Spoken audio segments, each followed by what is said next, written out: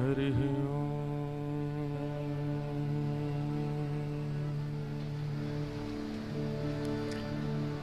श्रीमते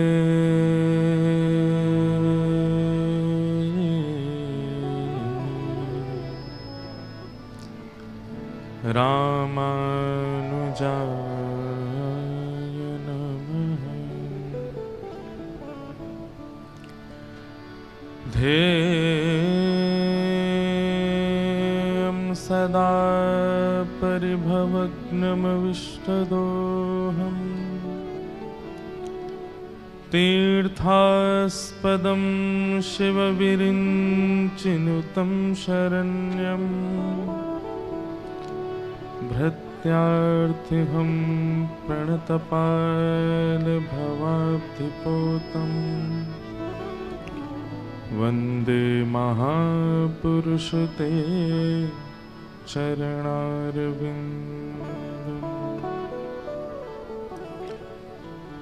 अस्ति स्वस्तरुणीकराग्रविगलत्कल्पप्रसूनाप्लुतम् वस्तु प्रस्तुतवेणुनादलहरी निर्वाणनिर्व्याकुलम् स्रस्तनिबद्धनी विविलसतु गोपीसहस्रावृतम् हस्तन्यस्तनतापवर्गमखिलो दारुं किशोराकृति कृष्णत्वदीयपदपङ्कजपञ्जरान्ते अद्यैव मे विशतु मानसराजहंस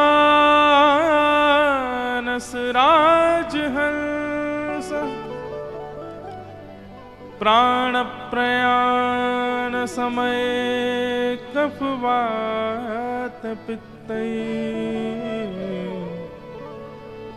कण्ठावरोधनविधो स्मरणं कुतस्ते।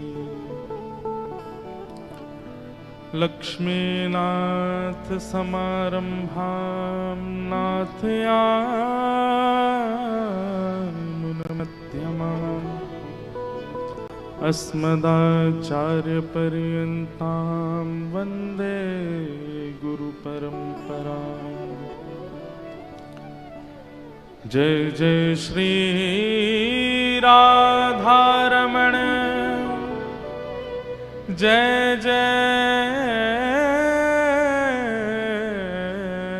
नवलकिशोर जय गोपीचितचोर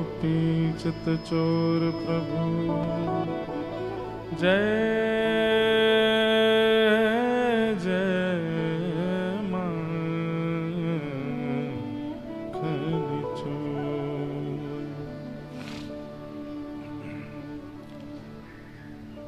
पावन गंगा जी के तट पर श्रीमद् भागवती वार्ता को प्रारंभ करें।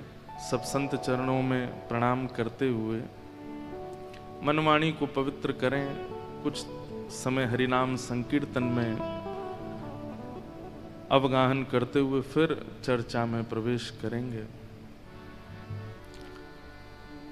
गोविंद गोविंद गाइए रे भजो राधे गोपाल कृष्ण गाइए।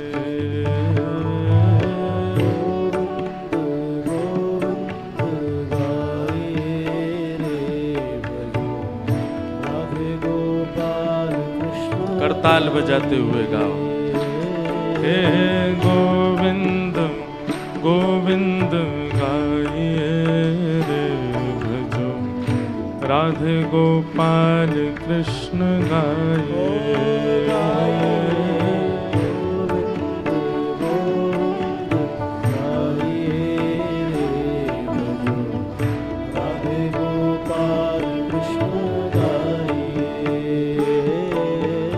गोविंद गोविंद गाइए रे भजो, राधे गोपाल कृष्ण गाइए रे।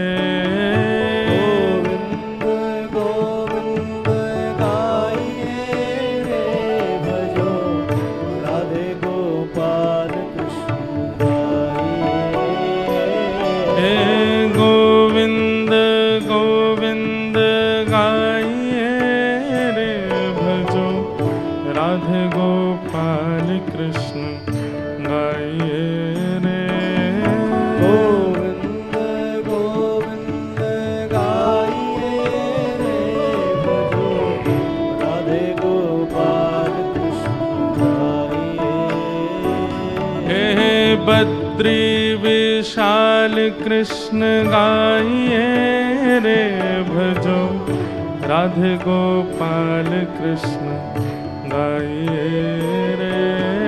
बद्री विशाल कृष्ण गाइए रे भजो, राधे गोपाल कृष्ण गाइए। हे श्री केदार कृष्ण गाइए रे भजो, राधे गोपाल कृष्ण गाइए रे। श्री केदार कृष्ण गाइए रे भजो, राधे गोपाल कृष्ण गाइए।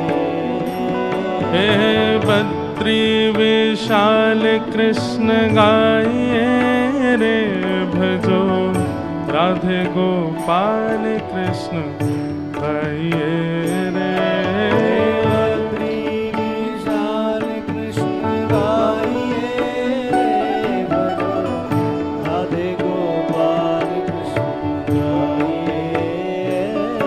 हे गोविंद गोविंद गाइए रे भजो, राधे गोपाल कृष्ण गाइए रे।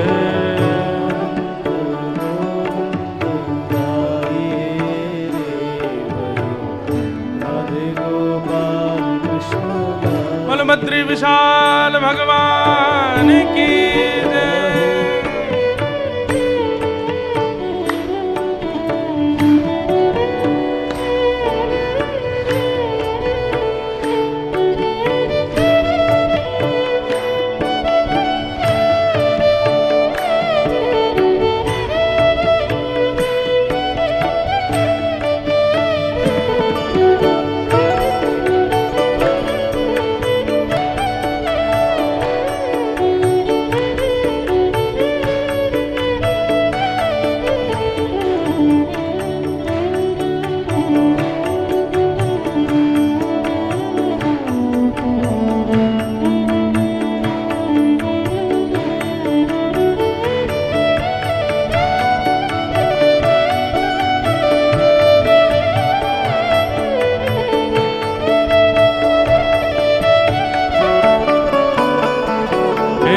गंगा के तट पे कृष्ण गाइए रे भजो, राधे गोपाल कृष्ण गाइए रे।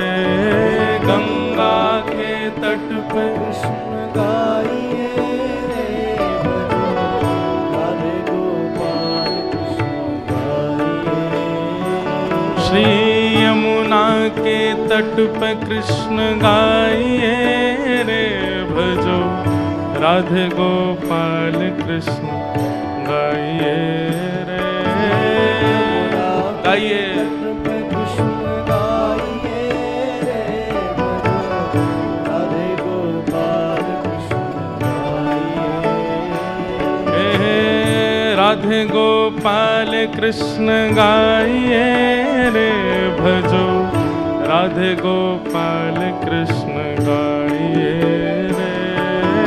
राधे गोपाल कृष्ण गाइए रे भजो, राधे गोपाल कृष्ण गाओ भाव से।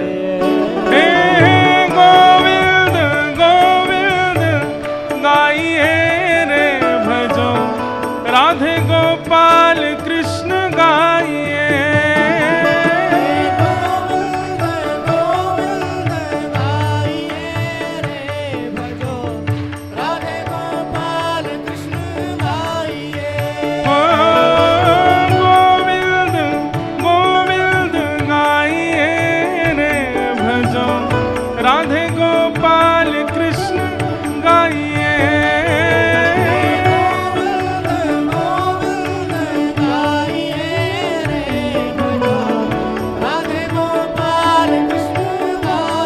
गोविंद भजो राधे गोविंद राधे गोविंद भजो राधे गोविंद भजो राधे गोविंद भजो राधे गोविंद राधे गोविंद भजो राधे गोविंद हे राधे गोविंद भजो राधे गोविंद राधे गोविंद भजो पूजा उठा के गाओ हे भजो राधे राधे राधे राधे राधे गोविंद राधे राधे राधे राधे राधे गोविंद भजो राधे राधे राधे राधे राधे गोविंद राधे राधे राधे राधे राधे गोविंद हे बद्री विशाल भजो राधे गोविंद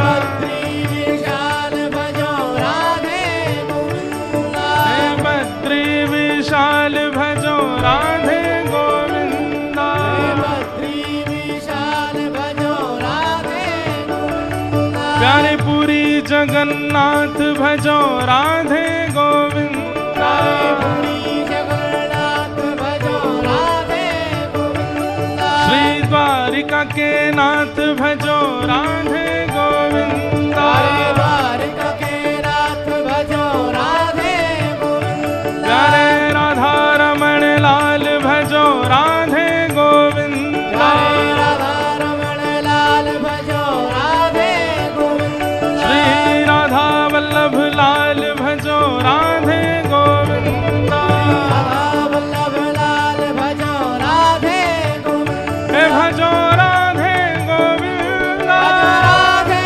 गोविंद भजो राधे गोविंद भजो राधे गोविंद भजो राधे गोविंद भजो राधे गोविंद भजो राधे गोविंद राधे गोविंद हे भजो राधे राधे राधे राधे राधे गोविंद राधे राधे राधे राधे राधे गोविंद भजो राधे राधे राधे राधे राधे गोविंद भजो राधे राधे राधे राधे राधे गोविंद भजो राधे राधे राधे राधे राधे गोविंद भजो राधे राधे राधे राधे राधे गोविंद हे भजो राधे राधे राधे राधे राधे गोविंद भजो राधे राधे राधे राधे जय राधे जय श्री राम जय जय श्री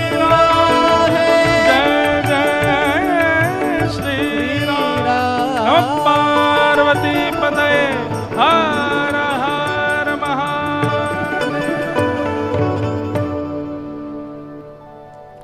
बोलो वृंदावन बिहारी लाल की जय श्री राधा रमण लाल की जय श्री राधा वल्लभ लाल की जय श्रीमद् भागवत महापुराण की जय बद्री केदारनाथ धाम की गंगोत्री यमुनोत्री धाम की पर्वतराज हिमालय की हरिद्वार तीर्थ की सब संतन की सब भक्तन की सब विप्रन की सद्गुरुदेव भगवान की जगत जननी श्री गंगा मैया की जगत जननी श्री गौ माता की भारत माता की जय जय श्री राधे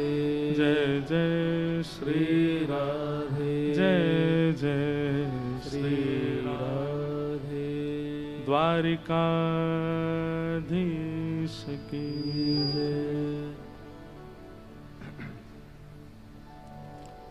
परम मंगल में प्रात प्रखलेश्वर अकारण करुणा वरुणालय भक्तवान शाकल्पतरु तड़िद्वत निंदित पीताम्बरधारी श्री बालकृष्ण लाल की प्यारे गिरधर लाल की वांगमयी शब्दमयी प्रतिमूर्ति हम आप सबके मध्य में विराजमान कलयुग में भगवत प्राप्ति का सर्वोत्कृष्ट साधन श्रीमद् भागवत को बारंबार प्रणाम।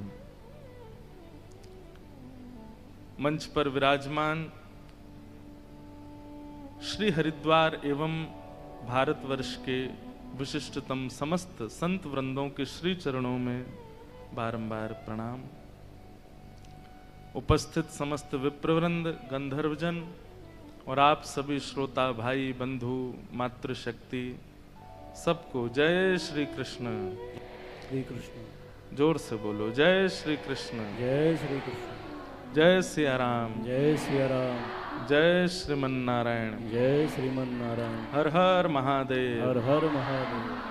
हर हर गंगे। हर हर पावन अमावस्या का दिवस और आषाढ़ी अमावस्या। वैसे तो नित्य ही गंगा में स्नान करने की बड़ी महिमा है, लेकिन कुछ विशेष तिथियों पर, जैसे अपने प्रिय से रोज बात करना अच्छा है, लेकिन किसी विशेष तिथि पर उसको याद करके उससे चर्चा करना ये उसको प्रिय लगता है।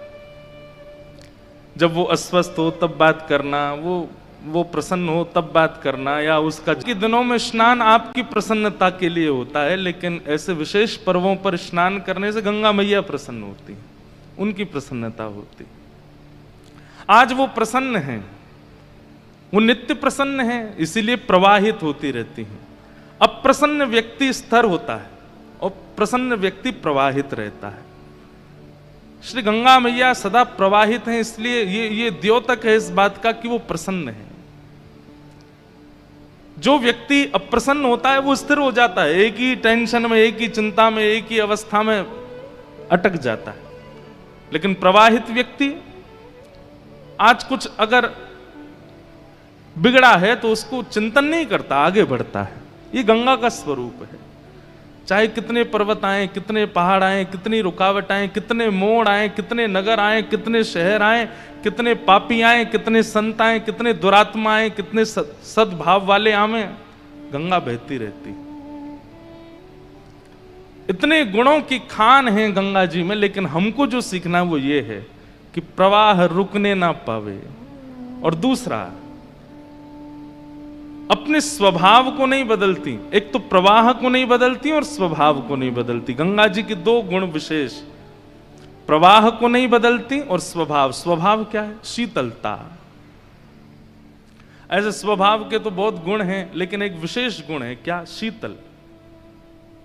कभी गंगा जी का जल आपको उष्ण नहीं मिलेगा, गर्म नहीं होती गंगा जी, सदा शीतल रहती। चाहे यहां स्नान कीजिए, चाहे प्रयागराज में जाके स्नान कीजिए, गंगा जी का जल शीतल है। आप लोगों ने स्नान किया हो प्रयाग में, जहां पर संगम होता है ना, यमुना जी के जल में थोड़ी उष्णता होती है, लेकिन गंगा जी वहां भी शीतल है। पता चल जाता है जब आप संगम पर स्नान करोगे तो कभी कभी आपको थोड़ा थोड़ा हल्का ऐसा लगेगा, यमुना जी का जल उष्ण नहीं है, पर गंगा जी का जल ज्यादा शीतल है, इसलिए यमुना जी का जल अलग पता चल जाता है कि। और उसके पीछे भी कारण है, क्योंकि यमुना जी जो है वो भगवान श्री कृष्ण का प्रश्वेत है, श्रम जल है, और श्रम जल तो उष्ण होता है। तो गंगा जी के दो गुण विशेष हैं, प्रवाह नहीं रोकती और स्वभाव नहीं बदलती। बहुत बातें हम सीखेंगे, सुनेंगे, लेकिन ये दो बातें विशेष, कि जीवन में उथल पुथल नहीं आवे ऐसा हो नहीं सकता। अगर नहीं आ रही है तो शायद आप, हो सकता है कोई ज़ॉम्बी हो, कोई भूत प्रेत हो गए, आपके जीवन में कुछ भी नहीं होता। हो सकता है कि आप कोई दिव्य आत्मा हो, कोई प्रेतात्मा हो, कोई पता नहीं कुछ और ही हो, अगर आपके जीवन में कुछ नहीं होता। हर दिन जीवन में एक सामना तो है।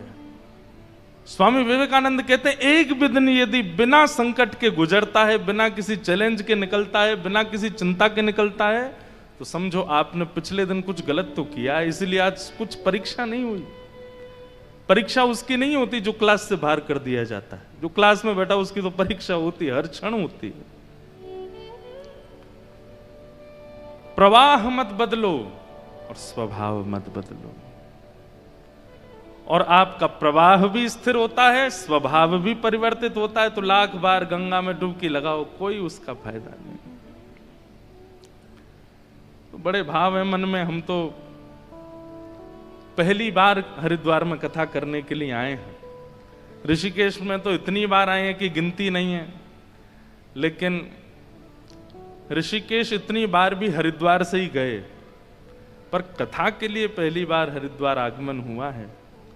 हमारे परम पूजनीय प्रातस्मरणीय श्री जलोर धाम वाले पूज्य बड़े महाराज जी स्वामी श्री अमृतानंद जी महाराज और हमारे छोटे महाराज जी स्वामी श्री राम जी महाराज, श्री अनंतानंद जी महाराज, आप दोनों के सद्भाव से, आप दोनों की आज्ञा से, आप दोनों की कृपा से हम पहली बार गंगा जी के तट हरिद्वार में, और उसमें भी हर की पेड़ी, जो अभी महाराज जी बता रहे थे, जो ब्रह्म कुंड है, वहां कथा सुनाने का ये अवसर हमें प्रदान करने के लिए बड़े महाराज जी, छोटे महाराज जी दोनों को बहुत बहुत अभिनंदन।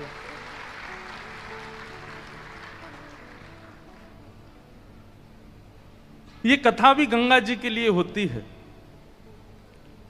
क्योंकि इतने जीवात्मा गंगा जी में अपने आर्तों को नष्ट करने के लिए आते हैं, तो श्री गंगा जी भी विचार करती हैं कि मेरी चिकित्सा कौन करे।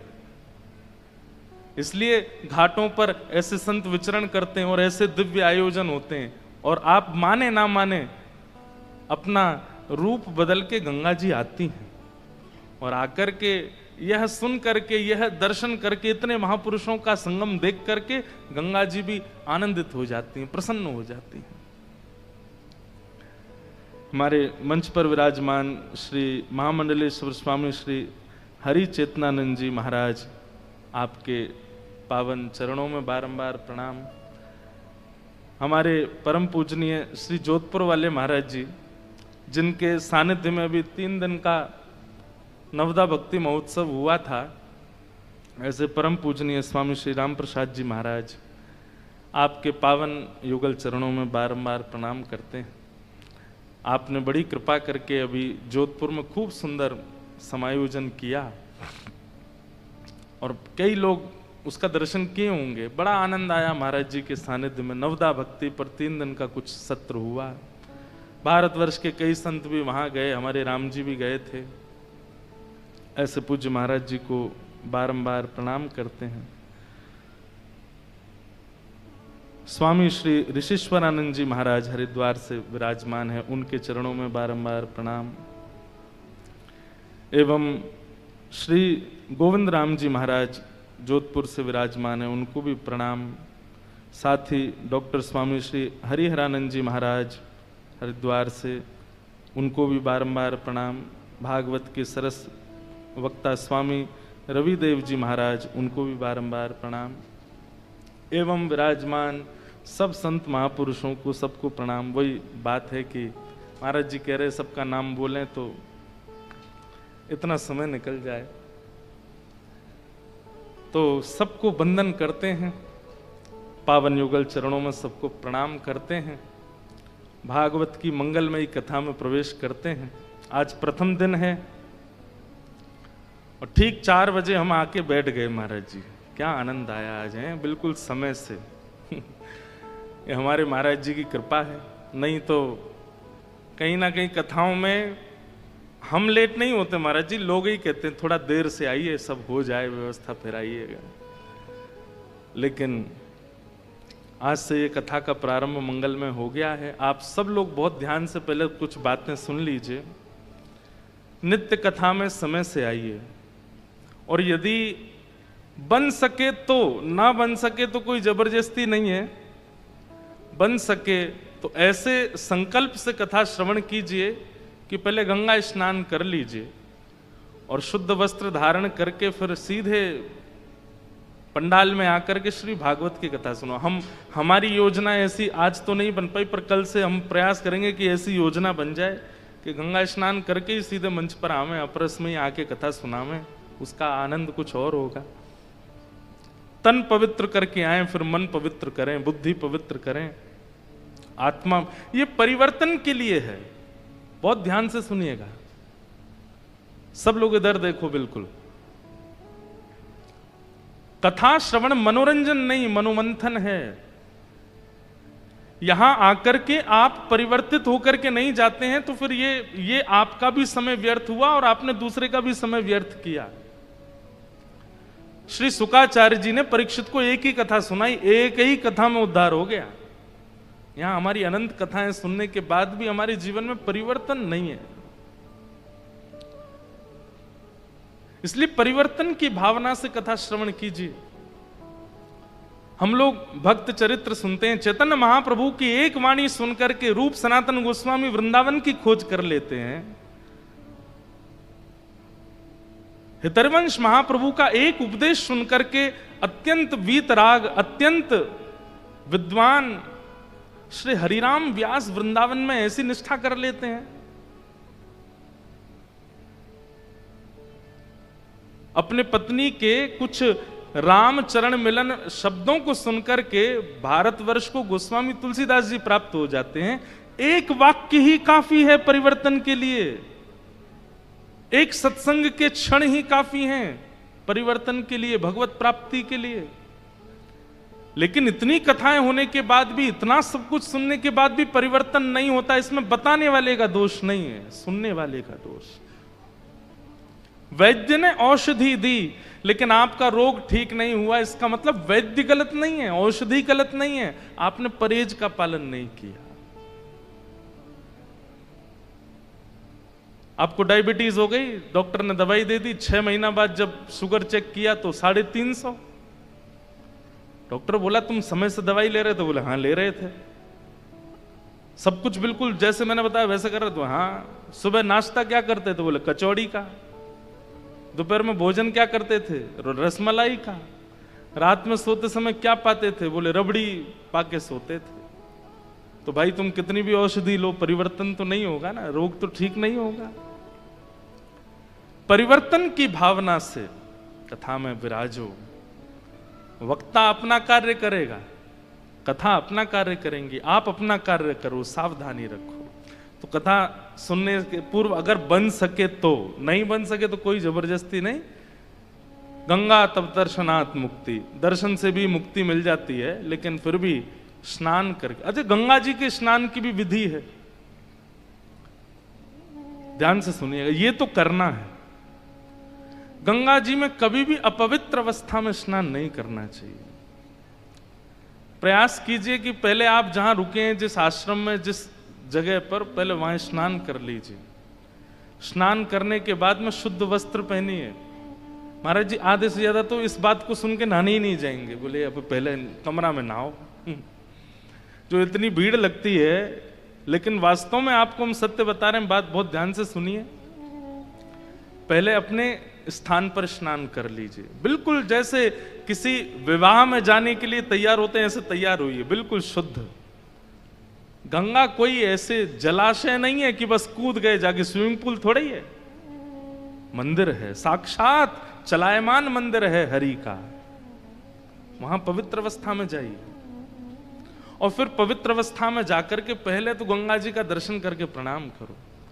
उसके बाद कुछ अगर पुष्प नैवेद्य हो तो पहले गंगा जी का आचमन करो, पूजन करो। अपने दाहिने हाथ में जल लेकर के सबसे पहले माथे से लगाओ, कंठ से लगाओ, आंखों से लगाओ, आचमन करो, संकल्प करो, प्राणायाम करो। नहीं हो सकते ये सब तो कुछ भी नहीं, तो केवल जल माथे से लगाओ, प्रणाम करो और प्रणाम करके गंगा मैया से एक वचन जरूर दो, हे मां जय, हमने ऐसा श्रवण किया कि आप पाप मुक्त करती हैं। जय हो। सब संत महापुरुष पधारे, सबको बारंबार प्रणाम, सबके चरणों में बारंबार वंदन। ये भी चलते फिरते सब गंगा जी हैं, सबको वंदन करते हैं। जय हो।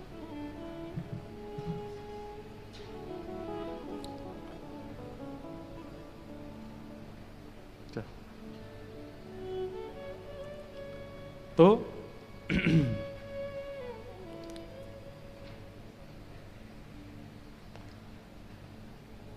गंगा जी को सबसे पहले मस्तिष्क पर धारण करो, नेत्रों से आचमन करो, प्राणायाम करो, संकल्प करो। संकल्प का मतलब क्या होता है? हे मां, हमने सुना है कि आप पाप निवृत्त करती हैं, हमने सुना है कि आप व्यक्ति के जीवन को पवित्र करती हैं। हम निवेदन करना चाहते हैं कि हे गंगा मैया, हमारे अंदर बहुत अवगुण हैं, सद्गुणों की तो कोई ऐसी जगह नहीं है हमारे अंदर, पर अवगुण बहुत हैं। लेकिन ये अवगुण एक मेरे अंदर ऐसा है जिस अवगुण से बहुत लोगों को मैंने खो दिया, बहुत लोग मेरे जीवन से चले गए, और मुझे स्वयं भी पीड़ा होती है कि ये अवगुण मेरे अंदर क्यों है। मैं इस अवगुण का नाश करना चाहता हूं। हे गंगा मैया, आप कृपा करो, मेरा ये अवगुण समाप्त हो। चाहे वो क्रोध का है, चाहे वो काम का है, चाहे वो लोभ का है, चाहे वो ईर्ष्या का है, चाहे वो द्वेष का है, चाहे वो कुछ बहुत अभद्र खाने का है, पीने का है, अशुद्ध वचन बोलने का है। ये जो भी अवगुण हैं, उस अवगुण की शिकायत कीजिए गंगा मैया से, उसका संकल्प लीजिए, आप इस अवगुण को नष्ट कर दीजिए। मैं वचन देता हूं कि पुनः ये अवगुण मेरे अंदर ना उत्पन्न हो, इसकी मैं पूरी सावधानी रखूंगा। और ऐसा कह के अपने वस्त्र, कुछ वस्त्र तो होने चाहिए शरीर पर, और वस्त्र उतार के फिर गंगा जी में प्रविष्ट हो जाओ। गंगा जी में शरीर को मलना नहीं चाहिए। गंगा जी में किसी भी प्रकार की किसी वस्तु से अपने शरीर को, साबुन लगा रहे हैं, शैम्पू लगा रहे हैं, इससे तो पाप और होता है। गंगा जी में स्नान करो। और साक्षात, अब बंधुओं देखो कितनी अच्छी बात, ये विचार करके नहीं कि ये नदी है, ये विचार करके नहीं कि ये जलाशय है, ये विचार करके कि साक्षात संचिंतयेत भगवतस् चरणारविंदम, श्री राधा रमण लाल जी के परम कोमल चरणों का स्पर्श करके ये पावन शीतल जल आ रहा है। कैसे ठाकुर जी के नख हैं, कैसे ठाकुर जी के अंगुष्ठ हैं, कैसे चरण हैं, उनका स्पर्श करते हुए जलाशय आ रहा है। ये भावना चित्त में धारण करके फिर उसमें गोते लगाओ। कितना पवित्र स्नान है गंगा जी का, कितनी पवित्रता से स्नान होता है गंगा जी का। लेकिन हम कैसे करते हैं? तीसरी सीढ़ी पर चढ़ गए, हट जाओ सबरे, कूदूंगा मैं। हम लोग उसको जलाशय और स्विमिंग पूल बना देते हैं। इसीलिए तो इतने लोग स्नान करते हैं गंगा जी में, फिर भी मानसिकता नहीं बदलती, फिर भी उनका व्यवहार नहीं बदलता, फिर भी उनका स्वभाव नहीं बदलता। अरे गंगा जी ने क्या नहीं दिया? आज रामचरितमानस पूरे विश्व को गंगा जी की भेंट है। इन्हीं के तट पर बैठ करके गोस्वामी तुलसीदास जी महाराज रचना करते हैं। यमुना जी के तट पर बैठ करके गोस्वामी जी चिंतन करते हैं। श्रीमद वल्लभाचार्य जी महाराज इन्हीं तट पर बैठ करके भगवान का दर्शन करते हैं। चैतन्य महाप्रभु बार बार काशी में जाकर के गंगा तट पर बैठ करके हरिस्मरण करते हैं। जहां जहां गंगा जा रही हैं, वहां वहां पीछे पीछे मानो जैसे महादेव चल रहे हों, और ऐसी गंगा जी हमारे जीवन को परिवर्तित नहीं कर पा रही। इसमें दोष हमारा है, क्योंकि स्नान की विधि नहीं पता हमें। गंगा जी में स्नान करो। बस होड़ एक चीज याद रहती है सब लोगों को कि घर के कितने लोगों की डुबकी लगानी है।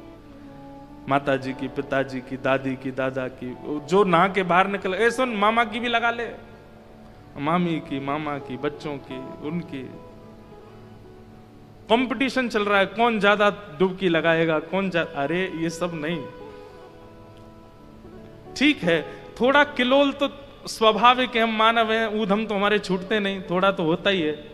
लेकिन पहले नियम का पालन कर लीजिए, पहले विधि का पालन कर लीजिए, उसके बाद थोड़ी देर गंगा जी मैया हैं, गोद में थोड़ा खेल लीजिए, लेकिन पहले नियम विधि का पालन कर लो। अपने इष्टों को प्रणाम, अपने गुरु को प्रणाम, अपने गुरु मंत्र का जाप गंगा जी में बैठ के करो। शुद्ध सबसे बड़ी बात, तन पवित्र की भावना नहीं रखनी है, स्वभाव परिवर्तन की भावना से गंगा स्नान होना चाहिए। मछली तो जन्म ही गंगा में लेती है, उसका पूरा जीवन गंगा में निकल जाता है, लेकिन वो गंगा तत्व को नहीं जान पाती, इसीलिए मछली ही रह जाती है। और प्राण त्यागने के बाद भी शायद सदगति, ऐसा नहीं कहेंगे कि अधोगति होती है, सदगति तो होती होगी, पर भगवत दर्शन संभवतः नहीं हो पाता होगा। गंगा जी से बाहर आओ, फिर जो वस्त्र गंगा जी में पहन के स्नान किए उनको ना गंगा घाट पर निचोड़ना है, ना धोना है, कुछ नहीं। और उसके बाद जो तौलिया आदि जो भी है वो गंगा जी में थोड़ी सी उसको जो पवित्र है, जिसका अभी उपयोग नहीं किया गया, उसको गंगा जी में ही धो करके उससे तन को थोड़ा पोंछ लीजिए, सूखे वस्त्र से नहीं। और फिर नवीन वस्त्र धारण करके अपना उर्धपुंड लगा करके उसके बाद गुरु मंत्र का जाप कीजिए। जिस नाम में आपकी निष्ठा है वो नाम का जाप कीजिए। और जगह तो नेत्र बंद करके कीजिए, लेकिन गंगा जी के घाट पर नेत्र खोल करके कीजिए। गंगा जी का दर्शन करते हुए नाम जप कीजिए, गुरु मंत्र का जप कीजिए। बस विचलित ना हो, इधर देखें इधर नहीं, गंगा जी को अखंड देखते रहिए। आप फिर हमको याद करेंगे। जो परिवर्तन का अनुभव अपने स्वभाव में, बुद्धि में, विचार में आप करेंगे, अद्भुत है। ऐसी गंगा जी, उनमें स्नान करो और स्नान करने के बाद अपना मंत्र आदि करने फिर आओ कथा में, और यहां बैठ करके फिर 3 साढ़े 3 घंटे 4 घंटे कथा श्रवण कीजिए। महाराज 7 दिन में ही वो परिवर्तन का अनुभव आपको होगा, उस विचार का अनुभव आपको होगा। कभी स्वप्न में, कभी अनुभव में, कभी विचारों में, कहीं ना कहीं ठाकुर जी का अनुभव होने लग जाएगा। यही तो हमारे जीवन का उद्देश्य है। तो भाग्यशाली हैं आप लोग। दुनिया में कथा होती है सब जगह भाग्यशाली, पर मैं ये बात कह दूं तो कोई अतिशयोक्ति नहीं। आज के दिन से गंगा जी के तट पर, ऐसे पावन स्थान पर, ऐसे पावन संतों के सानिध्य में ये कथा जो सुन रहे हैं वो परम भाग्यशाली, परम भाग्यशाली। बस अपने इस भाग्य को, ये आपके दरवाजे पर आया हुआ भाग्य दस्तक दे रहा है, इसकी अवहेलना मत करना, इसका उपयोग कर लीजिए। और जो 2-3 दिन का नियम बना के आए कि हम तो 2-3 दिन रुकेंगे चले जाएंगे, अगर ये नियम आपने नहीं तोड़ा तो आपने कुछ नहीं तोड़ा। इसको तोड़ के 7 दिन रुक के जाओ, कथा सुन के जाओ, भाव से कथा का श्रवण करके जाओ। ऐसी पावन गंगा, उनको हम प्रणाम करते हैं, उनको हम वंदन करते हैं। ये हमारे लाला के चरणों से प्रकट हुई हैं, इन्हें बारंबार नमन करते हुए आइए आज प्रथम दिवस के महात्म की चर्चा में हम लोग प्रवेश करते हैं। देखो, महात्म के पहला श्लोक ही गंगा जी का द्योतक है, सुनिएगा। सच्चिदानंद रूपाय विश्वोत्पत्त्यादि हेतवे तापत्रय विनाशाय श्री कृष्णाय वयम् नमः। सच्चिदानंद रूपाय, 3 रूप बताए गए भगवान के, सत्य, चैतन्य और आनंद। अब अनेक बार इस श्लोक की व्याख्या ठाकुर जी के रूप पर की है, पर सत्य, चैतन्य और आनंद ये तीनों रूप गंगा जी के हैं। सबसे पहला सत्य, गंगा जी सत्य है, इसलिए असद व्यक्ति का भी संस्कार किया जाता है तो भी गंगा जी उसको सत्य की प्राप्ति करा देती हैं। सब लोग इधर देखो, सावधानी से सुनिए बिल्कुल कथा। गंगा जी सत्य स्वरूप है। अब व्यवहार में ऐसा होता है कई बार कि मित्र मित्र आपस में कहते हैं, ये जो तू बात कह रहा हाथ में गंगा जल लेकर के कह दे। गंगा जल लेने में घबरा जाता है, नहीं गंगा जी नहीं लूंगा, मैं कह रहा हूं कि मैं कल से ऐसा नहीं खाऊंगा, कल से ऐसा नहीं पीऊंगा। नहीं नहीं, गंगा जल लेके कह हाथ में। गंगा जल लेने में क्यों इतनी हालत खराब होती है? क्योंकि वो सत्य स्वरूप हैं। उसे वो कहीं ना कहीं नास्तिक व्यक्ति भी इस बात को जानता है कि गंगा जल हाथ में लेकर के मैंने कोई संकल्प किया और उसकी पूर्ति अगर नहीं की तो मेरे को अधोगति का सामना करना पड़ेगा। गंगा जी सत्य स्वरूप हैं, सत्य है। इसलिए जीवन में कुछ भी करने वाला व्यक्ति वो भी अपने अंतिम समय में घर के लोगों से निवेदन कर देता है कि संस्कार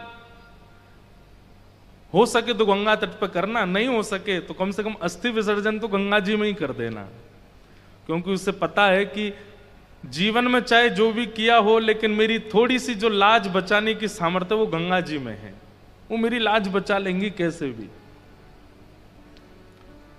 गंगे गंगे तियो ब्रूयात योजना नाम सतैरपि मुच्यते सर्व पापेभ्यो विष्णु लोकम सगच्छति।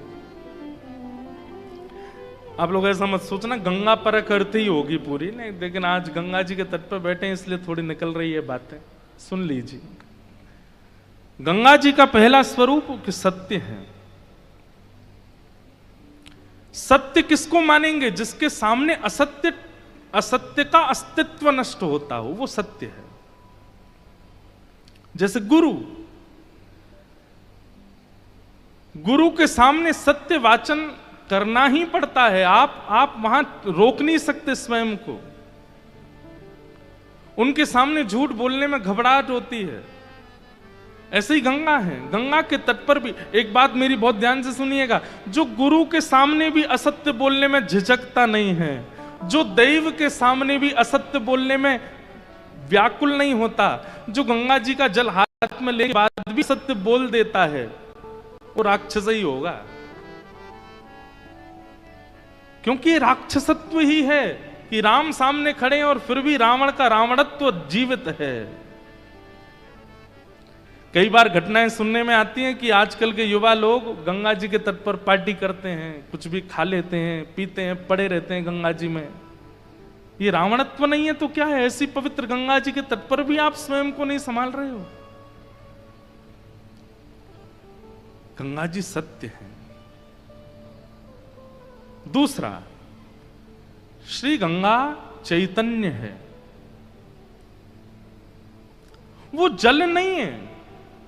जल भी कहीं ना कहीं जड़त्व में आ जाता है, लेकिन श्री गंगा चैतन्य है। हमने तो अपने जीवन में बहुत अनुभव किए हैं। कितनी भी घबराहट हो रही हो, थोड़ा भय लग रहा हो, चिंता हो रही हो, बहुत व्याकुलता जीवन में चल रही हो, आप एक काम कीजिए, घर में गंगा जल सबके होता है, तुरंत जाइए थोड़ा सा गंगा जल पान कर लीजिए।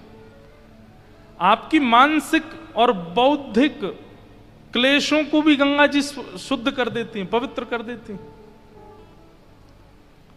गंगा जी का जल जल नहीं है, वो चैतन्य है, साक्षात प्रतिमूर्ति है। एक एक बिंदु में देव विद्यमान है, सत्य है, चैतन्य है और आनंद है। श्री गंगा जी आनंद है। जिन गंगा जी के तट पर ऋषिजन सदा आनंदित विचरते, आप कुछ मत करो, गंगा जी के तट पर घूमते रहो, आपको भोजन भी मिल जाएगा, आपको निवास भी मिल जाएगा, आपको वस्त्र भी मिल जाएंगे, आपको मित्र भी मिल जाएंगे, आपको संबंधी भी मिल जाएंगे, सब मिल जाएंगे। गंगा जी के तट पर सब सुलभ है, आनंद है। जीवन में प्राप्त करने वाला जो आनंद चाहते हैं, गंगा तट पर सब प्राप्त हो जाएगा। इसलिए सच्चिदानंद रूपाय, ये तीनों रूप गंगा जी के हैं। पहला सत्य, दूसरा चैतन्य और तीसरा आनंद। विश्वोत्पत्त्यादि हेतवे, विश्व की उत्पत्ति, पालन और प्रलय, तीनों की संभावना गंगा जी में है। विश्व का उत्पत्तिकरण भी गंगा जी से हो रहा है। हमारे भीतर जो सद्भावना प्रकट हो रही है वो गंगा जी की कृपा है। हमारा पालन भी गंगा जी से हो रहा है। गंगा जी के जल से ना जाने कितने भारतीयों का पालन हो रहा है, कितने नगरों का पोषण हो रहा है, कितने परिवार पल रहे हैं गंगा जी के जल पर। और जब अपने रौद्र रूप में आती हैं तो संहार भी करती हैं। उत्पत्ति, पालन और संहार, तीनों की संभावना जिनके पास है। तापत्रय विनाशाय, तीन प्रकार के ताप, आदिदैविक, आदि भौतिक, आध्यात्मिक, तीनों तापों को नाश करने की जिनमें सामर्थ्य है, ऐसे श्री कृष्णाय वयम नमः, श्री गंगाय वयम नमः, ऐसी श्री गंगा को, ऐसे श्री कृष्ण को और ऐसे श्री कृष्ण के चरणों से प्रकट हुई गंगा को हम नमन करते हैं, हम वंदन करते हैं। अब सोचो, जिनके चरण के स्पर्श की गंगा इतना पवित्रीकरण कर देती है, वो स्वयं कैसे होंगे? वो स्वयं श्री कृष्ण कैसे होंगे? विष्णुपदी जब इतना कल्याण कर देती हैं, तो स्वयं श्री कृष्ण जीवन में आ जाएंगे तो क्या क्या नहीं दे सकते हैं। ऐसे श्री कृष्ण को और ऐसे श्री कृष्ण से चरणों से प्रकट हुई मां गंगा को हम प्रणाम करते हैं। गंगा जी के अवतरण की निकुंज की कथा भी हमने गिरिराज जी में सुनाई थी। श्री राधा कृष्ण का प्रेम विगलित स्वरूप भी है, और वो कथा और विस्तार से हम एक दिन सुनाएंगे। कथा में थोड़ी और लीला में प्रविष्ट हो जाएं, थोड़ी और निकुंज की भावनाएं आ जाएं, फिर सुनाएंगे कि श्री गंगा जी राधा कृष्ण मिलित स्वरूप हैं। तो ऐसी पावन गंगा मैया को बारंबार प्रणाम। महात्मा की कथा आज हम लोग सुनेंगे। एक बात और कह दें, विश्व भर में कथा सुनने की अपनी महिमा है, लेकिन गंगा जी के तट पर भागवत की कथा सुनना ये प्रोटोकॉल है। प्रोटोकॉल मतलब ये नियम ही है, ये शास्त्राज्ञा है। श्रीमद् भागवत की कथा कहां होनी चाहिए, यह प्रश्न सबसे पहले नारद जी महाराज ने पूछा था सनत कुमारों से, और सनत कुमारों ने तभी आज्ञा दे दी थी, गंगाद्वार समीपे तु तटमानंद नामकम।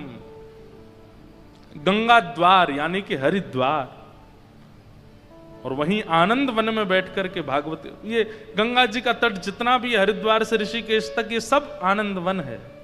ये कथा, यहां कथा सुनना ये प्रोटोकॉल है, ये नियम है, ये शास्त्राज्ञा है।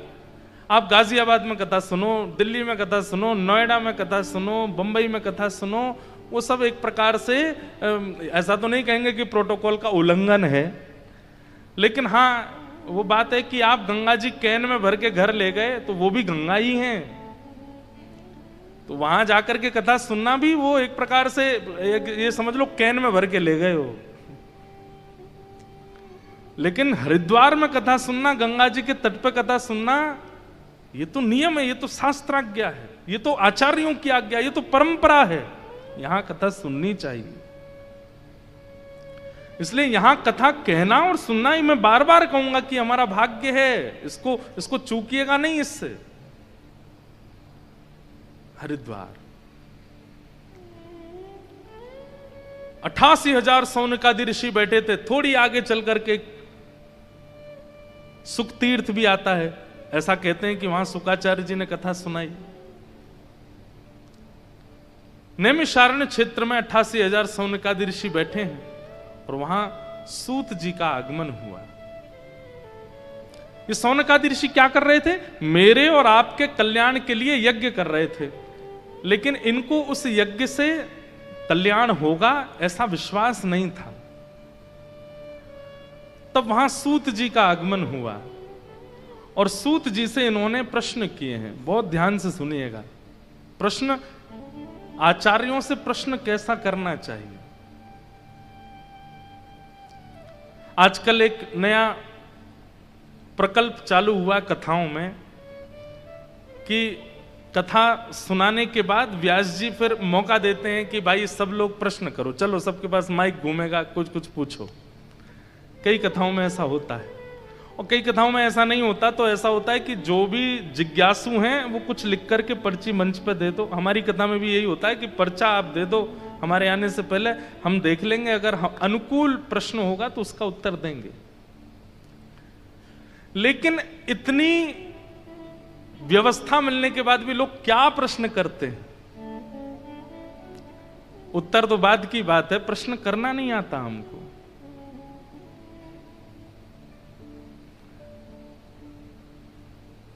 प्रश्न करने की अगर आपको छूट मिली है तो प्रश्न कैसा होना चाहिए, सुनिए।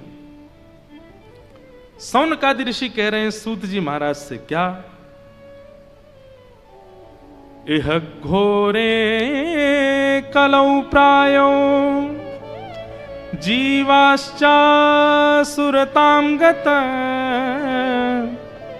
क्लेशाकान्तस्य तस्यैव शोधने किं परायणम्।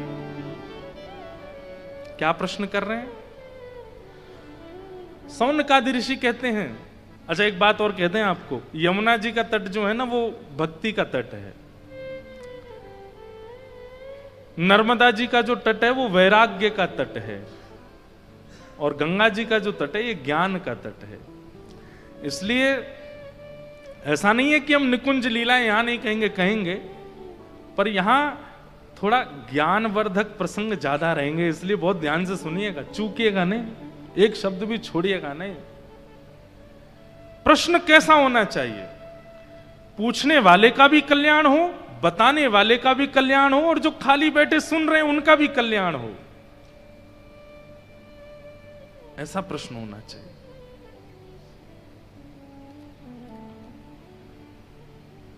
सौनकादि ऋषि कह रहे हैं कि महाराज इस घोर कलिकाल में जहां पर जीवाश्चाम सुरताम गतः, जहां पर जीव असुर बनता जा रहा है, सब लोग इधर देखिए, कभी कभी सोच करके रूह कांप जाती है कि हम सच में मानव हैं।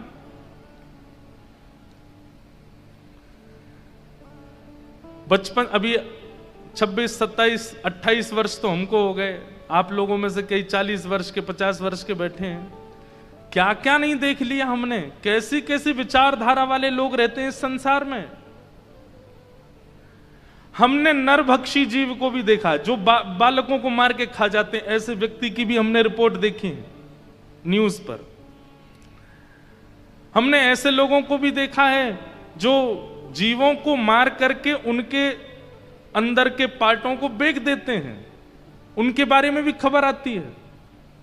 चलो ये तो बहुत पहले की घटनाएं थी, अब विवाह करने के बाद पति पत्नी को मार देती है, पत्नी पति को मार देता है।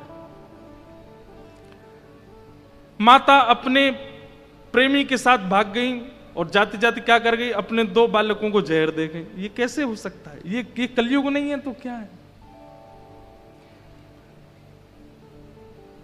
आप हम सब लोग आपसी द्वंद्व में चल रहे हैं, आपसी युद्धों में चल रहे हैं कि उन्होंने कथा में यूं कह दिया, उन्होंने कथा में ऐसे कर दिया, वो महाराज जी तो यूं कर रहे थे, उनके तो यूं चल रहा था, और संसार में कलयुग अपने चरण पसार रहा है।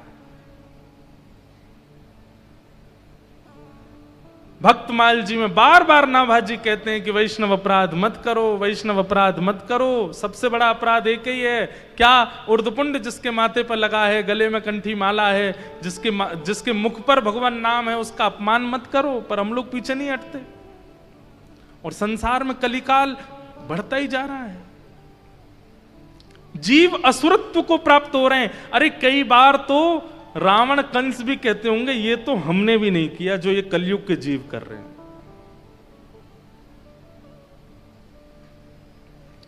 अभी संत जन आयोजन करते हैं कि गौ हत्या बंद हो, 100-150 वर्ष बाद आयोजन होंगे, पति हत्या बंद हो, पत्नी हत्या बंद हो, भ्रूण हत्या बंद हो, बालक हत्या बंद हो, संत हत्या बंद हो, वैष्णव हत्या बंद हो।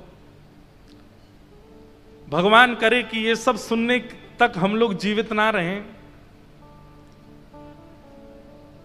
लेकिन ये सब होगा। कलयुग जैसे हर दिन, आज जितना कलयुग है कल उससे ज्यादा है। मैं आपको यहां कथा सुना रहा हूं, इतनी देर में भी कितनी घटनाएं घट गई होंगी, कितना असरत्व मानवों के चित्त में आ चुका होगा। हमारे पास गंगा है, कथा है, संत हैं, फिर भी हम असुर बनने से नहीं रुक पा रहे, क्योंकि हमारे जीवन में प्रायोरिटी केवल कुछ पा लेना है, और वो पाने में केवल और केवल ऐश्वर्य है। सुख संपत्ति घर आवे, ये तो गाते हैं हम, पर चित्त की शुद्धि की बात क्यों नहीं करते? हरि जी मोहे संत हृदय कर दीजो, हरि जी मोहे संत हृदय कर दीजो।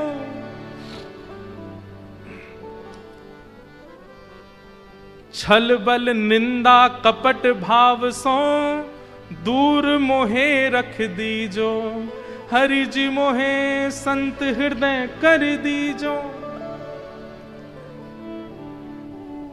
हमने कभी आंतरिक भावना के परिवर्तन की याचना ही नहीं की है, इसलिए आसरत्व आता जा रहा है। लेकिन यहां पर सौनकादि ऋषि प्रश्न कर रहे हैं, श्रीमद् भागवत कथा का प्रारंभ करने का कारण बन गया ये प्रश्न, क्या कि इस घनघोर कलिकाल में जहां मानव असुरता को प्राप्त होते जा रहे हैं, ऐसे में इन मानवों को सुधारने का साधन क्या है? और भगवान हमारी एक प्रार्थना, बोले क्या लोगों के पास समय बहुत कम है, इसलिए श्रेष्ठ से श्रेष्ठ, उचित से उचित, पवित्र से पवित्र साधन बता दीजिए जो अल्प में ही हो जाए। श्रेयसाम यद भवे श्रेय पावनानाम च पावनम, कृष्ण प्राप्ति करम सस्वत साधनम तद्वदाधुना। ये मानव कल्याण कैसे होगा इस कलिकाल में, कृपा करके हमें बताइए। सौनकादि ऋषियों के इस प्रश्न का उत्तर सूत जी महाराज देते हैं। वो क्या उत्तर दे रहे हैं? प्रीति सौनक चित्ते ते यतो विचमे विचार्य च सर्व सिद्धांत निष्पन्नम संसार भयनाशनम। कालव्याल मुखग्रास त्रास निर्णास हेतवे श्रीमद्भागवतम शास्त्रम कलौकीरेण भाषितम। हे सौनकादि ऋषियों, तुम सबने जो ये प्रश्न किया है ये बहुत सुंदर प्रश्न है। क्यों? क्योंकि तुम्हारे प्रश्न से अब कृष्ण कथा का प्रारंभ होगा। भूमिका है, बहुत ध्यान से सुनिएगा।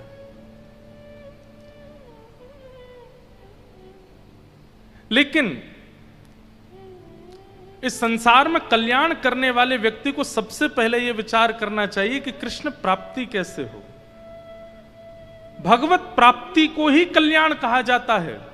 धन प्राप्ति को कल्याण कहते तो रावण कल्याण कर चुका है अपना। ऐश्वर्य प्राप्ति को कल्याण कहते तो रावण का ऐश्वर्य लंका से अयोध्या तक था और सार्वभौम विश्व में था एवं तीनों लोकों में था। ऐश्वर्य भी है, धन भी है, संपत्ति है, मंदोदरी जैसी पुत्री है, अक्षय कुमार जैसा पुत्र है। क्या नहीं है रावण के पास? आप कहोगे भाई ये सब कुछ था, अंतरंग कुछ नहीं। बुद्धि हमारे पास एक है, उसके पास 10 थी। शब्दावली, जब बोलता था रावण हिमालय की चोटियां हिलने लग जाती थी। क्या नहीं था रावण के पास? आज का मानव अपनी इच्छाओं को एक पन्ने पर लिख दे तो वो सारी इच्छाएं जो एक मानव चाहता है, जो एक संसारी व्यक्ति चाहता है, वो सब था रावण के पास। तो इसका मतलब क्या है कि आपकी जो इच्छाएं हैं ये पूर्ति हो जाए तो आप में और रावण में कोई अंतर नहीं है। रावण के पास केवल एक वस्तु की कमी है और वो है राम, बाकी सब है। राम नहीं थे, भजन नहीं था, भक्ति नहीं थी जीवन में। ज्ञान अटूट, धन अटूट, ऐश्वर्य अटूट, संपत्ति अटूट, सब कुछ अटूट था। कह दें तो लिमिट क्रॉस करके सब कुछ था उसके पास में, लेकिन भक्ति नहीं थी।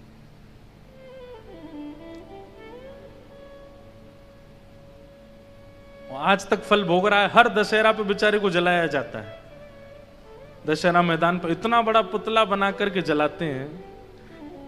ये कोई पारंपरिक बात नहीं है रावण जलाना। ये तो हमारे पहले से ही है कि जिसने भी कुछ गलत किया उसका पुतला जलता ही है। आज भी जलते, कई लोगों के पुतले जला देते हैं। रावण का जलाया गया।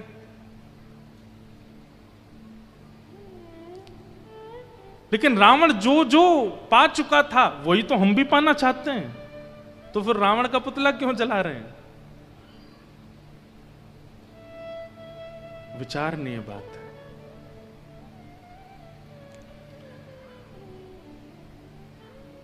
कल्याण धनवान होना नहीं, कल्याण ऐश्वर्यवान होना नहीं, कल्याण संपत्तिवान होना नहीं, कल्याण तो कृष्ण प्राप्ति। अभी परसों जगन्नाथ भगवान की रथ यात्रा होगी। हमारे माधव दास परम भक्त हुए श्री जगन्नाथ जी के, आपके चरित्र में वर्णन आता है कि आप 22-23 वर्ष की आयु में जगन्नाथपुरी गए थे पहली बार। इनकी पत्नी का निधन हो गया था और इनका छोटा सा बालक था।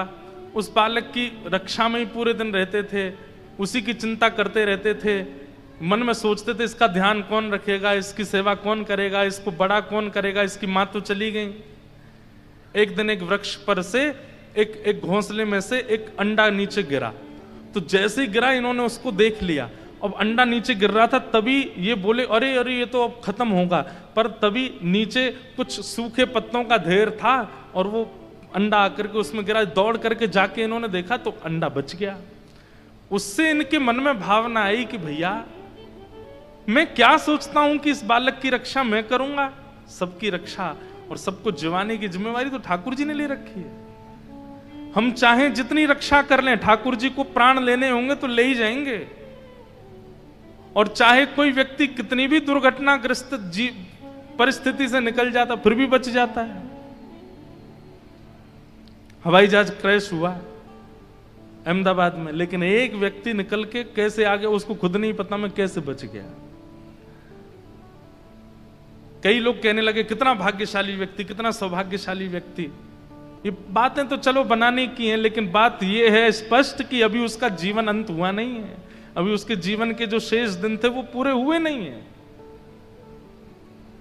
जीवित रहना भाग्यशाली नहीं होता, इस बात को भूल जाइए। और किसी के असमय पर प्राण चले जाना ये दुर्भाग्य नहीं होता। हम उस समय एक व्यवहार निभाते हैं और उस समय कहते हैं कि भाई बहुत बुरा हुआ, बहुत बहुत गलत हुआ। उस समय कहना पड़ता है, कहा भी जाता है, परंतु हम सबके जीवन के दिन शेष हैं, वो पहले से नियुक्त हैं, उतना करना ही पड़ेगा।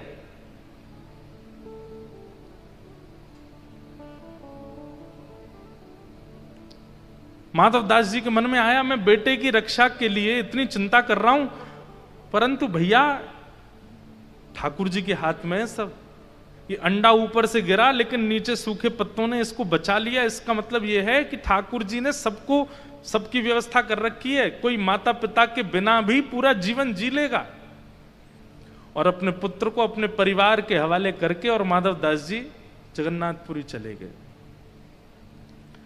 कहते हैं कि जब माधव दास जी ने पहली बार नील चक्र देखा, जगन्नाथ भगवान के जो शिखर पर नील चक्र विराजमान है, बंधुओं उसकी बड़ी महिमा है। जगन्नाथ महाप्रभु के जो शिखर पर नील चक्र है वो इतना विशाल है, कहते हैं कि उस नील चक्र का कोई मोल नहीं बता सकता कितना मोल है, कितना मूल्यवान है।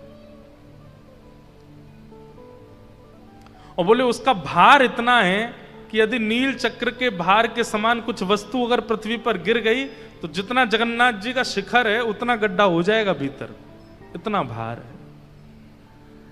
तो माधव दास जी ने जैसे नील चक्र देखा, नील चक्र देखते ही उनके मन में इतनी व्याकुलता, इतना रोए माधव दास जी। क्यों रोए? इस बात से वेदना में आ गए कि मैंने अपने जीवन के 24 वर्ष गवा दिए बिना जगन्नाथ जी को देखे। आज 24 वर्ष बाद देखने आया हूं मैं इनको। अरे मैंने अगर 24 वर्ष पहले से महाप्रभु जी का दर्शन किया होता तो कम से कम 24 वर्ष के दर्शन की अवधि से आज मुझे महाप्रभु जी मिल गए होते।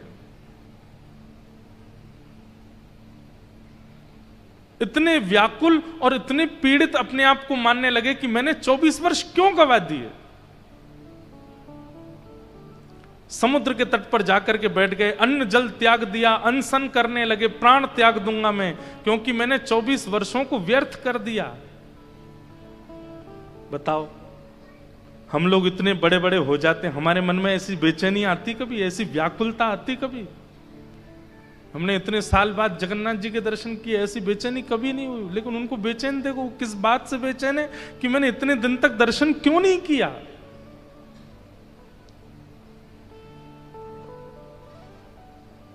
आहा ब्रह्मवेदी पर बैठे हुए महाप्रभु जगन्नाथ जी आज बड़े व्याकुल से दिख रहे हैं। पुजारी जी ने जाकर के कहा, महाप्रभु जी आपके मुखमंडल पर ये शुष्कता दिख रही है, क्या कारण है, आप इतने उदास क्यों लग रहे हैं? तो महाप्रभु जी कहते हैं, मेरे परम भक्त माधव दास आए और वो 3 दिन से भूखे प्यासे बैठे हैं समुद्र तट पर, और कारण जान करके आश्चर्यचकित हो जाओगे, इसके पीछे कोई और कारण नहीं, केवल एक कारण है कि उन्होंने इतने साल पहले मेरा दर्शन क्यों नहीं किया। इस बात से वो अनशन कर रहे हैं। मेरी आज्ञा है, थाल में महाप्रसाद लेकर के जाओ और माधवदास जी को पवाओ। प्रसाद लेकर के माधवदास जी के पास गए। माधवदास जी बोले, मैं तो अनशन व्रत पे हूं। बोले, अरे महाप्रभु जी ने स्वयं भेजा तुम्हारे लिए।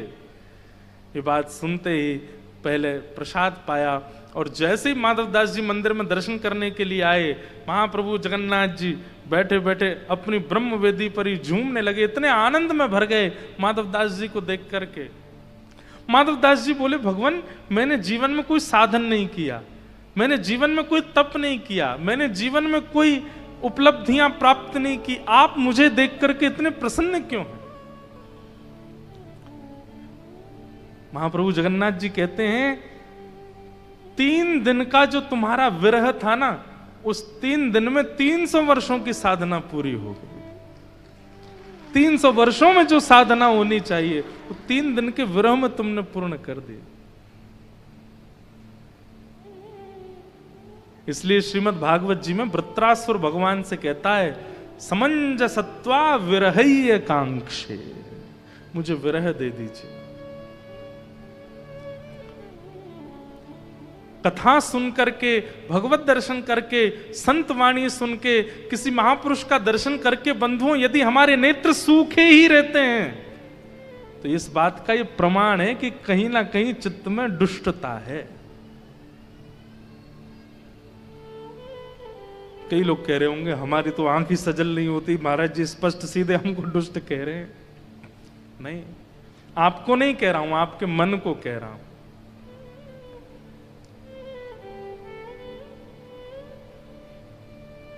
परसों जगन्नाथ जी की रथ यात्रा होगी और इस कथा में आपको गड्ढे की सब्जी मिलेगी रोज कथा में।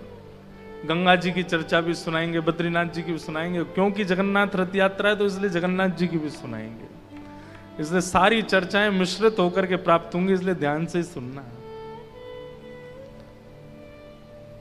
महाप्रभु जगन्नाथ जी बड़े बड़े बड़े, किन शब्दों में वर्णन करूं मैं उनका, ऐसे प्रिय ठाकुर जी हैं। उनको सब पता है, सबका ध्यान है उनको, कौन मुझे कहां से किस प्रकार पुकार रहा है, किस प्रकार बोल रहा। आप नहीं जानते, ये रथ यात्रा भीड़ के लिए नहीं होती है। लाखों में कोई ना कोई माधवदास खड़ा है, कोई ना कोई सालबेग खड़ा है, कोई ना कोई मीराबाई खड़ी है, उसके लिए महाप्रभु निकल के आते हैं। आपको लगता है कि वो रथ पर बैठ करके भीड़ जमावड़ा जमा के ठाकुर जी चले गए? नहीं, कितनों के हृदय की इच्छा पूरी करने के लिए महाप्रभु, एकमात्र पूरे भारत में, हमारे विश्व में ठाकुर जी ऐसे जगन्नाथ जी हैं जो स्वयं उतर करके आते हैं, रथ पर बैठ करके सब भक्तों के बीच में घूमते हैं। अभी बजा रहे हैं इसलिए मेरा गाने का मन कर रहा है। सालबेग ने स्तुति गाई, जो कि जन्म से मुस्लिम है, जिसको दर्शन करने के लिए मंदिर में प्रवेश की इजाजत नहीं है, और वो जब रथ में ठाकुर जी का दर्शन करता है, आहे नील शैल प्रबल मत्तावरण, प्रबल मत्तावरण मुआर तनलनी बनकु कर दलन आहे नील शैल प्रबल मतावरण प्रबल मतावरण मुआर तनलनी बनकु कर दलन आहे नील शैल। साल्वेग कहता है, अरे नीलाचल पर्वत पर विराजमान मतवाले हाथी जगन्नाथ। ठाकुर जी को हाथी की उपमा देता है। भैया तानपुरा इतना तेज है, कम कर दो इसको। मतवाला हाथी क्यों बोलता है? क्योंकि जगन्नाथ जी जब अपने मंदिर से उतर करके आते हैं ना रथ की ओर, उस समय की झांकी देखने लायक होती है महाप्रभु जी की। वो गोदी में बैठ के नहीं आते या किसी नीचे किसी आसन को लगा करके नहीं आते महाप्रभु जी। एक हाथी की तरह ऐसे अपनी दोनों भुजाओं को पुजारियों के कंधे पर रख देते हैं और ऐसे झूमते हैं आगे पीछे। और झूमते हुए ऐसे जैसे छोटा बालक घुटमुन चलता है ना, तो घिसट घिसट के चलता, ऐसे चलते हैं महाप्रभु जी। सीढ़ियों पर कूदते हुए आते हैं नीचे। तब साल्वेग कहता, आपका ये मतवाला पना देख करके मैं आपको उपमा देता हूं क्या कि हे नीलाचल पर्वत के मतवाले हाथी जगन्नाथ, जिस प्रकार हाथी कमल के वन को नष्ट कर देता है, मेरे चित्त के आर्त रूपी इस कमल को आप नष्ट कर दीजिए नाथ। गजराज चिंता कला थाई घोर जलेन, गजराज चिंता कला थाई घोर जलेन, चक्र पेशी नखनासी उधरी लयापन अहे नील शैल प्रबल मतावरण प्रबल मतावरण मुआर तनलनी बनकु कर दलन आहे नील शैल आहे नील शैल आहे नील शैल। व्याकुलता। हम बस दर्शन करते हैं और चले आते हैं, हमारी बस इतनी इच्छा रहती है। पर कभी राधा रमण जी के सामने खड़े होकर के नेत्र सजल इस बात से हो गए कि पिछले 15 दिनों में आपकी याद नहीं आई मुझको। नाथ क्यों नहीं आई? आप मेरे चित्त में स्मरण रूप में क्यों नहीं आए? बंधुओं, ये व्याकुलता, ये विरह प्रेम ठाकुर जी के प्रति जो है, इस बात का द्योतक है कि आपका चित्त ठाकुर जी ने स्वीकार कर लिया। इसीलिए आपको इतनी बेचैनी होती है, इतनी व्याकुलता होती है ठाकुर जी के दर्शन की।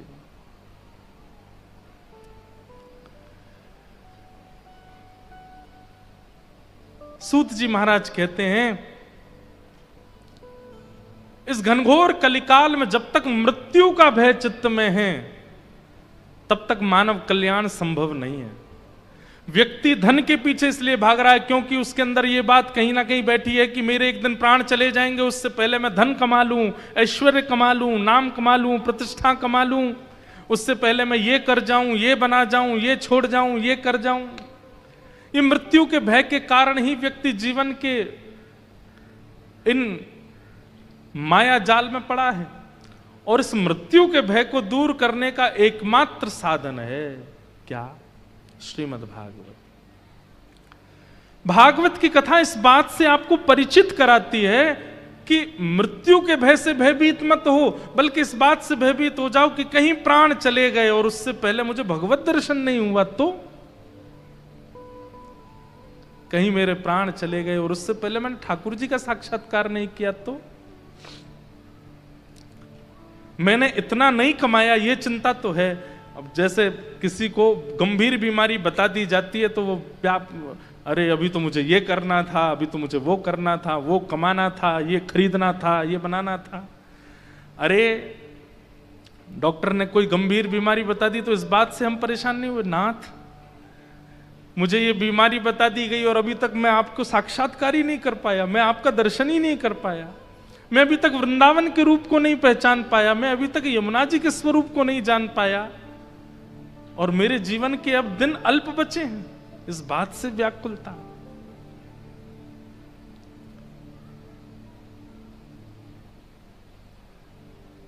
और भागवत जी आपको उस भाव से परिचित कराती हैं कि भाई जीवन के जितने दिन शेष हैं उसमें भी यह चिंता हो कि हे नाथ, मैं आपका साक्षात्कार तो कर पाऊंगा ना।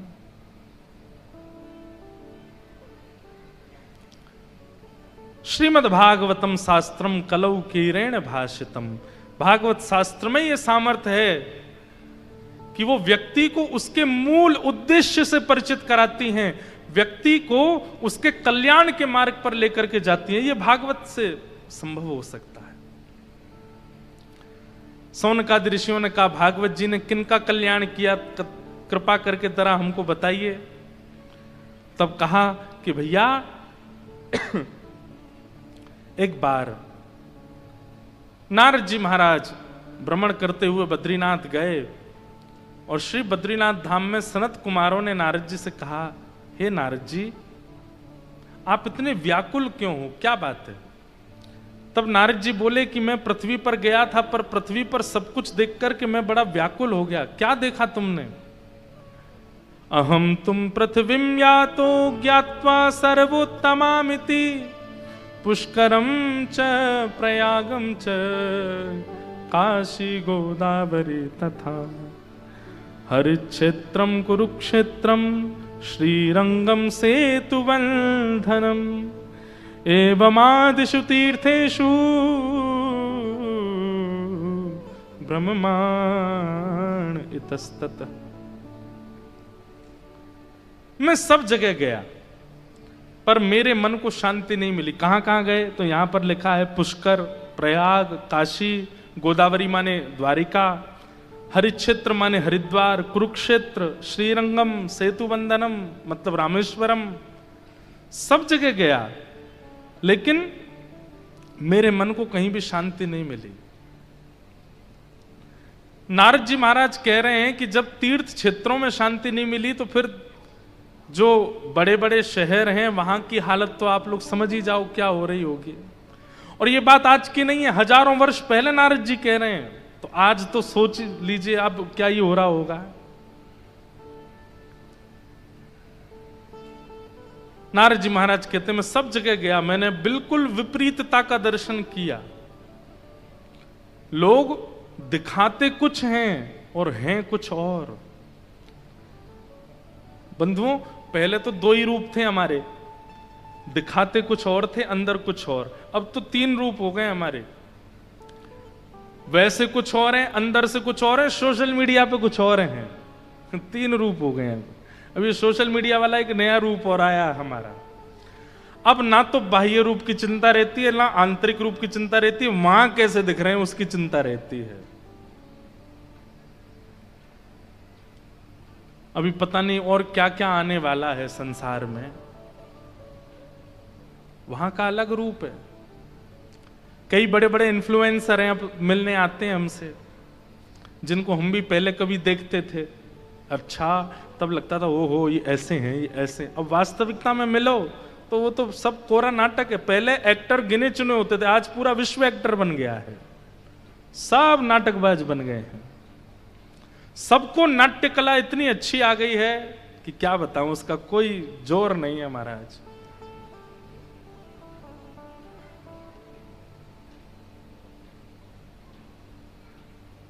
घनघोर कलयुग उस दिन प्रारंभ हो जाएगा जिस दिन पूरा विश्व बहलूपिया होगा। वो हैं कुछ, दिखा कुछ रहे हैं, और ये स्थिति लगभग बन चुकी है। नारद जी महाराज बोले, मैंने सुना था पृथ्वी इतनी पवित्र है, पृथ्वी के तीर्थ इतने पवित्र हैं, वहां के लोग इतने अच्छे हैं, ये पर यहां आकर के तो मैंने सब कुछ उल्टा देखा।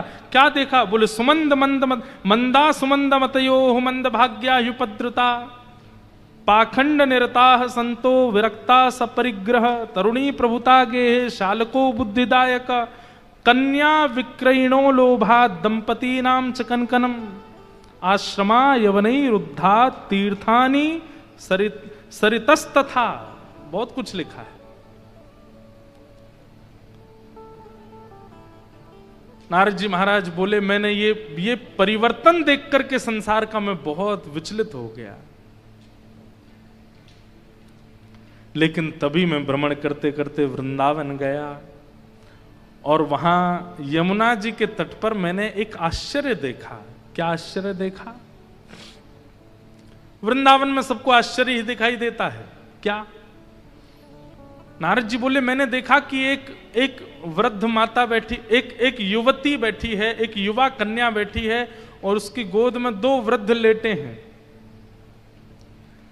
थोड़ी देर बाद वो रोती हुई माता मुझसे बोली, भो भो साधो क्षणम तिष्ठत मच्चिंताम अपि नाशय। मैंने पूछा, देवी तुम कौन हो, तुम्हारी गोद में ये 2 वृद्ध कौन हैं? तब उसने अपना परिचय दिया कि मैं भक्ति हूं और ये दोनों मेरे पुत्र हैं, ज्ञान और वैराग्य। कलयुग के प्रभाव के कारण ये दोनों वृद्ध हो गए हैं। नारद जी बोले, तुम पर कलयुग का असर नहीं हुआ? बोले, क्योंकि भक्ति कलयुग में फिर भी युवा है, पर ज्ञान और वैराग्य तो कोई पाना ही नहीं चाहता, इसलिए दोनों वृद्ध हो गए हैं। गंगा जी में कोई नहा रहा हो और आप जाकर के तट पर तभी उसको टोक दो, भैया ऐसे नहीं नहाना चाहिए, शास्त्र इसकी मना करते, हमको मत सिखाओ, हमको नहीं बताओ, तुम अपना नहाओ, चलते बनो। किसी को ज्ञान नहीं चाहिए।